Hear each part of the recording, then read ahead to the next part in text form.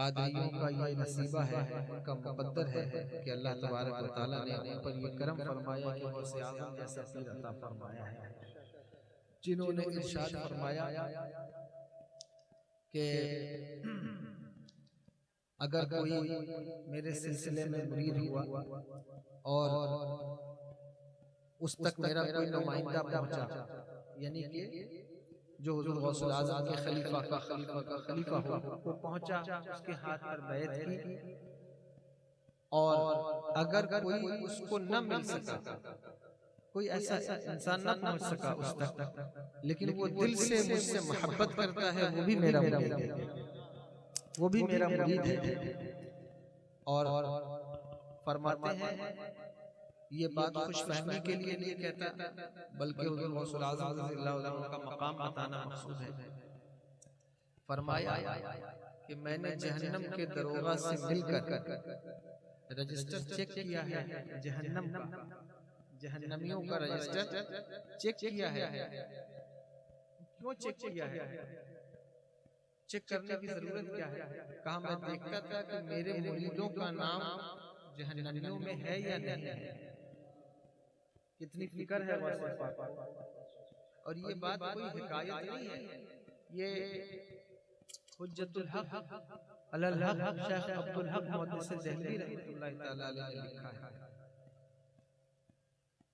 وہ لکھتے ہیں کہ حضور غوث الاعظم رضی اللہ عنہ نے فرمایا کہ میں نے جہنمیوں کا رجسٹر چیک کیا کہ میرے کسی مرید کا نام تو نہیں اس میں۔ فرمایا الحمدللہ میں نے اپنے کسی مرید کا نام جہنمیوں میں نہیں پایا، اپنے کسی مرید کا نام جہنمیوں میں نہیں پایا۔ تو جو قادری ہیں ان کے لیے یہ مقدر کی بات ہے، کتنے بڑے فضل کی بات ہے، لیکن اس نسبت کو آپ کو بچانا ہے کہ آپ اس نسبت کو لے کر اپنی قبر میں اتریں، کہیں یہ نسبت برباد نہ ہو جائے، دنیا میں نسبت ختم نہ ہو جائے۔ اس لیے کہ دیکھو کوئی بھی رشتہ کب تک قائم رہتا ہے؟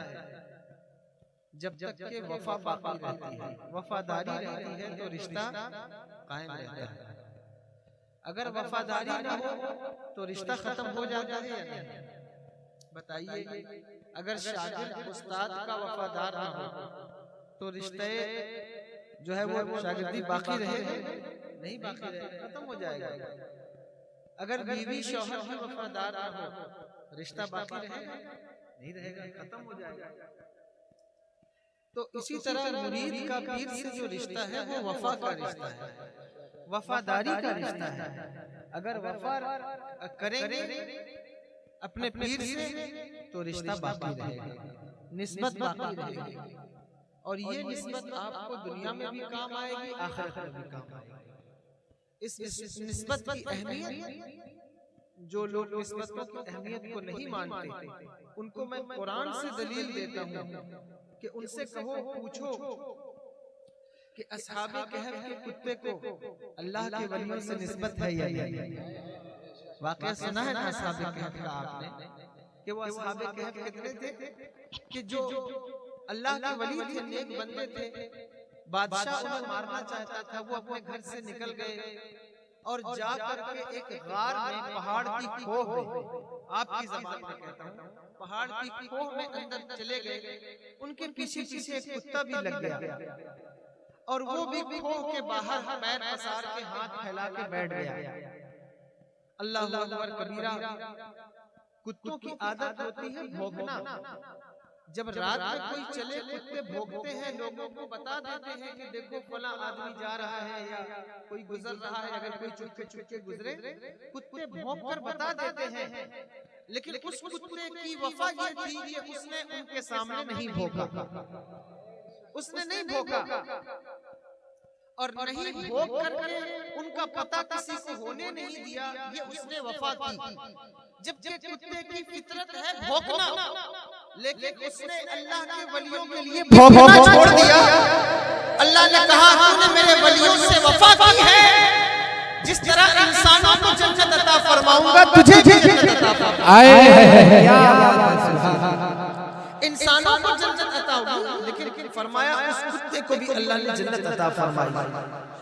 تو یہ کیوں ہے؟ نسبت کی بنیاد پر لوگ پوچھتے ہیں ولیوں کی بارگاہ سے کیا ملتا ہے. بہت تیز اس کی آواز ہے، تھوڑا سا دھیما کر دیں، جو ریپیٹ ہو رہا ہے اتنا ریپیٹ نہ ہو تاکہ بات سمجھ میں آ سکے.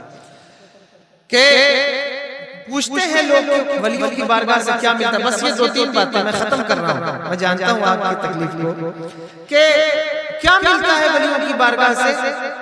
اللہ اکبر کبیرہ، یہ حدیث پاک ہے. بنی اسرائیل کا ایک بندہ جس نے 99 لوگوں کا قتل کیا. کتنے لوگوں کا؟ 99 لوگوں کا قتل کیا. اور قتل کرنے کے بعد اس نے کسی سے پوچھا کہ بتاؤ میں 99 آدمی کا قاتل ہوں، کیا مجھے معافی مل سکتی ہے؟ انہوں نے کہا کہ تو نے اتنے قتل کیے ہیں، اب تجھے بھی معافی کی امید ہے؟ تجھے کوئی معافی نہیں ملے گی. اس نے کہا اگر معافی نہیں ملنی ہے تو 99 لوگوں کا کیوں، 100 کی گنتی پوری کر دیتے ہیں. اس نے اس کا بھی قتل کر دیا. اسی لیے مسئلہ پوچھنا ہر ایسے ویسے انسان سے جائز نہیں ہے. ایسے آدمی سے پوچھو جو صحیح مسئلہ بتا سکے، ورنہ مسئلہ غلط بتا دے تو کبھی کبھی دنیا بھی خراب ہو جاتی ہے، آخرت بھی خراب ہو جاتی ہے. دنیا بھی ختم، آخرت بھی ختم اگر مسئلہ غلط بتا دے. اس لیے مسئلہ ہر کسی ایسے ویسے سے نہ پوچھو.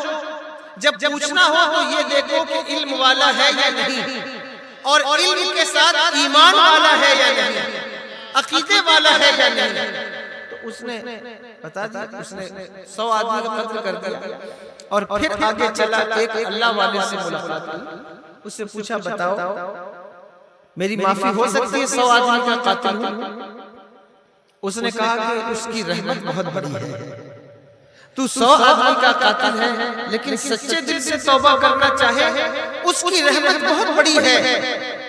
وہ تو انسان کی دل کی کیفیت دیکھتا ہے کہ یہ دل سے شرمندہ ہے، نادم ہے، پریشان ہے، وہ اسے معاف کر دیتا ہے.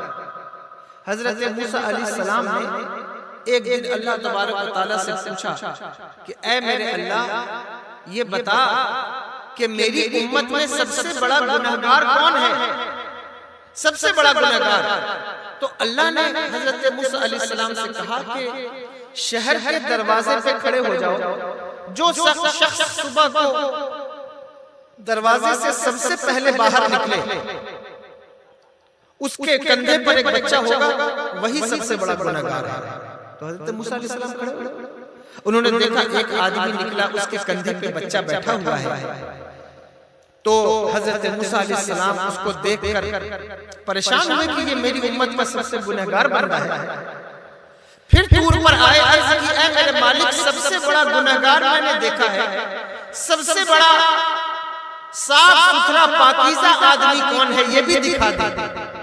اللہ نے کہا شام کو شہر کے دروازے پہ کھڑے ہو جاؤ، جو انسان سب سے پہلے داخل ہوگا اس کے کندھے پہ بچہ ہوگا، وہی سب سے صاف ستھرا پاکیزہ انسان ہے.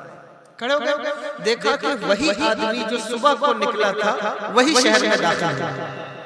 تو حاضر ہوئے، کہا اے میرے مالک صبح کو یہ سب سے بڑا گنہگار تھا، شام کو سب سے بڑا نیک کیسے ہو گیا؟ اللہ نے کہا اے موسیٰ جب یہ شہر سے نکلا تو اس کے بچے نے اس سے پوچھا کہ اے میرے ابا اس دنیا میں سب سے بڑا کیا ہے؟ میں نے اس سے کہا یہ جو پہاڑ ہے یہ بہت بڑے ہیں. اس نے کہا ان پہاڑوں سے بڑا کیا ہے؟ میں نے کہا ان پہاڑوں سے بڑا یہ سمندر ہے. کہا میں پکڑ کے بولوں، آپ چھوڑ دیں اطمینان سے بیٹھیں. کہا ان پہاڑوں سے زیادہ بڑا کیا ہے؟ کہا ان سے بھی بڑے یہ سمندر ہے. کہا اس سمندر سے بڑا کیا ہے؟ کہا یہ جو آسمان ہے. کہا اس آسمان سے بھی بڑی کوئی چیز ہے؟ تو اس کے باپ نے کہا کہ اے میرے بچے ان آسمانوں سے بھی بڑے میرے گناہ ہیں، ان آسمانوں سے بھی بڑے میرے گناہ ہیں، میں نے بڑا گناہ کیا ہے، بڑا گناہگار ہوں. اس بچے نے ایک قدم آگے بڑھ کے پوچھ لیا اے میرے ابا آپ کے گناہ سے بھی بڑھ کے کوئی چیز ہے؟ آپ کے گناہ سے بھی بڑی کوئی چیز ہے؟ تو اس کی زبان سے نکلا ہاں میرے بیٹے میرے گناہ سے بڑی میرے رب کی رحمت ہے. جو میرے گناہ سے بھی بڑی ہے۔ اللہ کہتا ہے مجھے اس کا یہ جملہ پسند آ گیا کہ اس کو میری رحمت پر اعتبار اتنا ہے، اس کو میری رحمت پر اتنی امید ہے، میں نے اس کے سارے گناہ معاف کر دیے ہیں، اس کو بخش دیا ہے۔ سمندر کے جھاگ کے برابر گناہ لے کر آؤ، وہ معاف کرنے والا ہے۔ شراب پیتے رہے ہو، جوا کھیلتے رہے ہو، آج بھی دل میں توبہ کی توفیق پیدا ہو، نادم ہو گئے ہو، پلٹ آؤ، اور تمہارے پاس تو کتنا خوبصورت راستہ ہے کہ اگر اس دور کے اندر تم پلٹنا چاہو تو پچھلی امت کے اولیاء موجود تھے، اس امت میں اللہ اکبر کبیرہ در غوث اعظم موجود ہے، در غریب نواز موجود ہے، در اعلیٰ حضرت موجود ہے، در خلیق ملت موجود ہے۔ پلٹنا چاہتے ہو پلٹو اور آ کر پکارو میں مجرم ہوں آقا، میں مجرم ہوں آقا، مجھے ساتھ لے لو کہ رستے میں ہیں جا بجا کھانے والے، اللہ معاف فرما لے۔ نعرہ رسالت، نعرہ رسالت، سید آدم صاحب قبلہ، نعرہ تکبیر، نعرہ رسالت۔ گناہ کرنے کے بعد کبھی مت سوچو کہ مجھے معافی ملے گی، نہیں ملے گی۔ اللہ بڑا کریم ہے، معاف کرنے والا ہے۔ اگر سچا ارادہ بن گیا ہے، آج توبہ کر لو، آج معافی ملے گی۔ غوث اعظم کی محفل ہے، آج معافی ملے گی۔ دل سے توبہ کرو، اے اللہ بہت گناہ کیے، 50 سال ہو گئے تیری نعمتیں کھاتے کھاتے۔ اگر آپ 50 سال کے ہیں، 60 سال کے ہیں، آپ کبھی غور کیجئے، 50 سال ہو گئے غوث اعظم کے نام کی بریانی کھاتے، ان کا لنگر کھاتے، لیکن 50 سال سے میرا رب کھلا رہا ہے، داڑھی کے بال سفید ہو گئے، کھاتے کھاتے دانت ٹوٹ گئے، لیکن ابھی بھی اگر نماز کی توفیق نہیں ملی ہے تو اللہ سے معافی نہیں مانگنا چاہیے، توبہ نہیں کرنا چاہیے۔ اگر گناہ کی عادت پڑ گئی ہے، اب تم کو پتہ نہیں کس وقت قبر میں اترنا ہے، آج معافی مانگ لو، اس کی رحمت کے دروازے کھلے ہیں، توبہ کا دروازہ کھلا ہے، ابھی وقت ہے، موقع ہے، چانس ہے۔ دشمنیاں بڑھ گئی ہیں، اسی دنیا میں اسے ختم کر لو۔ آپس میں اختلاف بڑھ گیا ہے، اسی دنیا میں ختم کر لو۔ دوسروں کو معاف نہ کرنے کی قسم کھائی ہے تو معاف کرنے کا جذبہ پیدا کر لو۔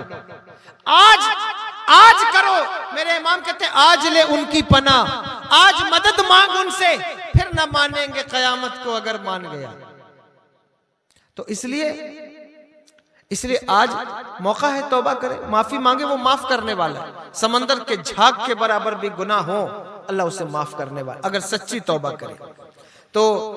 اس نے کہا کہ جو ہے وہ میں نے 100 آدمی کا قتل کیا، مجھے معافی ملے گی؟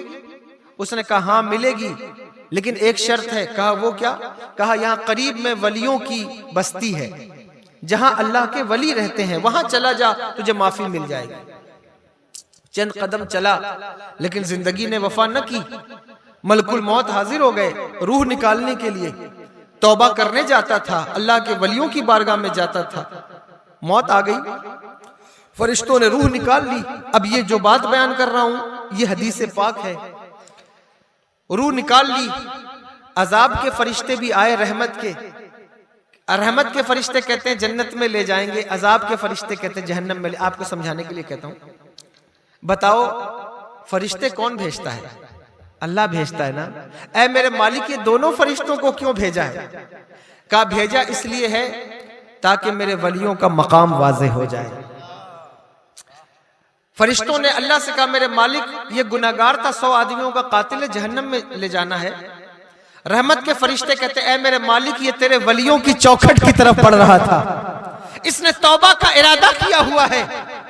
اللہ کہتا ہے اے میرے فرشتوں، جس جگہ یہ انتقال کر گیا ہے وہاں سے زمین ناپو، جہاں سے چلا تھا وہ زیادہ دور ہے یا ولیوں کے آستانہ زیادہ دور ہے؟ ولیوں کی بستی زیادہ دور ہے یا جہاں سے چلا تھا وہ زیادہ؟ ابھی وہ چند قدم ہی چلا تھا، ولیوں کی بستی دور تھی، جہاں سے چلا تھا وہ قریب تھا۔ اللہ نے کہا اگر ولیوں کی بستی سے قریب ہے جنت میں لے جاؤ، اگر جہاں سے چلا تھا وہاں سے قریب ہے جہنم میں لے جاؤ۔ یا اللہ کیا تو عالم الغیب والشہادہ ہے، تجھے معلوم ہے یہ کہاں سے دور ہے کہاں سے قریب ہے، لیکن یہ زمین کو ناپنے کا حکم دینا مطلب کیا ہے؟ اللہ کہتا ہے کہ ایک دور ایسا آئے گا جب لوگ ولیوں کی چوکھٹ کا احترام بھول جائیں گے، ایک دور ایسا آئے گا جب غریب نواز کی چوکھٹ کا احترام پامال کیا جائے گا، جب غوث اعظم کی چوکھٹ پر تبرے پڑے جانے لگیں گے، اس وقت یہ حدیث کھول کر دکھانا کہ ولیوں کی چوکھٹ کا مقام کیا ہے۔ کہا اگر ولیوں کی بستی سے قریب ہے تو جنت میں لے جا، پتہ چلا جو غوث اعظم سے قریب ہوا جنت میں گیا، جو غریب نواز سے قریب ہوا جنت میں گیا، اعلیٰ حضرت سے قریب ہوا جنت میں گیا۔ اور زمین کو حکم دیا کہ زمین سمٹ جا، سکڑ جا اور ولیوں کے آستانے سے قریب ہو جا۔ ولیوں کے آستانے سے قریب زمین ناپی، ولیوں سے قریب تھا، اللہ نے اسے جنت میں ڈالا، اس کو رحمت کے فرشتے لے گئے۔ کہنا یہ چاہتا ہوں کہ ولیوں کے آستانے سے یہ ملتا ہے، ولیوں کے آستانے سے یہ چیزیں ملتی ہیں۔ وقت زیادہ ہوا ہے، میں ختم کرتا ہوں، لیکن بس عرض یہ کر رہا ہوں کہ آپ قادری ہیں، ہم بھی قادری ہیں، آئیے سچے دل سے اللہ کی بارگاہ میں توبہ کریں اور حضور غوث العظم رضی اللہ تعالیٰ عنہ کی بارگاہ میں عریضہ پیش کریں کہ قادری کر قادری رکھ۔ یہ اللہ کی بارگاہ میں عریضہ ہے کہ قادری کر قادری رکھ، قادریوں میں اٹھا قدر عبد القادر قدرت نما کے واسطے۔ اللہ ہمیں ہماری نسبتوں کو سلامت رکھے، اس نسبت کا احترام کیجئے، اس سے وفاداری کیجئے، اور وفا یہ ہے کہ جو دین نے آپ سے کہا ہے ان کو پورا کیجئے، خرافات سے بچیے، لہو و لعب سے بچیے، اور نماز کی پابندی کیجئے، روزے کی پابندی کیجئے، اپنے اخلاق کو کردار کو سنواریے۔ اگر کسی سے دشمنی ہے اس کو معاف کرنے کا حوصلہ پیدا کیجئے، اس لیے کہ دیکھو جو اللہ کے بندوں کو نہیں معاف کرتا اسے اللہ سے معافی کی امید نہیں رکھنا چاہیے۔ اللہ کی مخلوق کو، اللہ کے بندوں کو معاف کرنا سیکھو، یہی کردار کا جو ہے وہ اس کو صحیح کرنا ہے، کردار کو چمکانا ہے کہ اپنے جو اعزاء احبہ اقربا ہیں، رشتہ دار ہیں، پڑوسی ہیں، گاؤں والے ہیں، کوئی پرانی دشمنیاں ہیں ان کو معاف کرو، آپس میں مل جل کر رہو، شیر و شکر ہو کر رہو۔ اور اگر دشمنی کرنے کا شوق ہے تو دشمنی گستاخ رسول سے کی جاتی ہے، اس لیے کہ اعلیٰ حضرت فرماتے دشمن احمد پہ شدت کیجئے، ملحدوں کی کیا مروت کیجئے، غیظ میں جل جائیں بے دینوں کے دل، یا رسول اللہ کی کثرت کیجئے، کیجئے چرچا انہی کا صبح و شام، جانے جو ہے وہ کافر پر قیامت کیجئے۔ اور فرمایا کہ شرک ٹھہرے جس میں تعظیم نبی، اس برے مذہب پہ لعنت کیجئے۔ استغفر اللہ ربی من کل ذنب و اتوب الیہ۔ آئیے دعا کریں، اللہ تبارک و تعالی ہم سب کے ٹھیک ہے، اللہ تبارک و تعالی ہم سب کے علم و عمل میں، عمر میں، رزق میں برکتیں عطا فرمائے، ہر قسم کی بلا وبا مصیبت سے ہماری حفاظت فرمائے۔ جتنے لوگ یہاں آئے انتظار میں بیٹھے رہیں، اللہ تبارک و تعالی سب کو اس کی برکتیں عطا فرمائے۔ کھڑے